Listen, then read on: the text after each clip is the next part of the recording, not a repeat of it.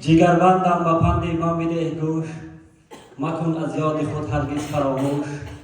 شنو از صیت گفتار پدر را، مده از دست این دور و گوهر را. اول اندیشه کن وانگاه گفتار، که کس از هرزه گفتن می شود خوار. اگر بینی تو صاحب نیش زنبور، برا با دست از سر می کنی دور. کسی را که سخن چون زهر مار است، برا چون آدمی کی اعتبار است. بشین همراز مردان نکوروی، مباد از راه حق بیرونی پای.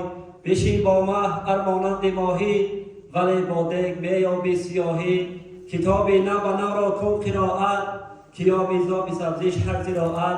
مدم دنبال یارانی سبک پای، همیشه از پی علم و هنر کوش.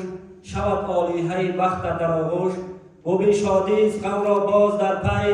بهاران میرسد چون بگذرد دیر، هنرمند و عزیز و ارجمندی. گران نبود ذیل و مستمندی، خرد داری تو صاحب اعتباری. گر خرد را نباشد خشک خواری، قناعت پیشه کن در زندگانی.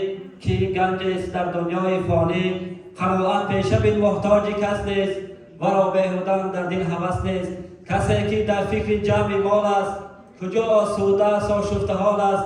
همین یک لقمه از کسب حلال است، به از صد مخزن آلوده مال است. عزیز دل نگهبان از خدا باد، عزیز دل نگهبان از خدا باد. سر بدخواه تو از تن جدا باد، ز دشمن دائما هوشیار می باش. بجو دوری مدام از خیر اوباش. جگربندم چنان از دوست دارم، که خود میدانم و پروردگارم. اگرچه زندگی دلنشین است، تو میدانی که مرگش در کبید است. و دنیا کس نباشد جاودانه، فقط از آدمی ماند نشانه. اگر روزی بناگاه درگذشتم، به جای گریه خواهانچی نوشتم. و دادرهای خورده چون پدر باش، بزرگی خاندان راهبر باش.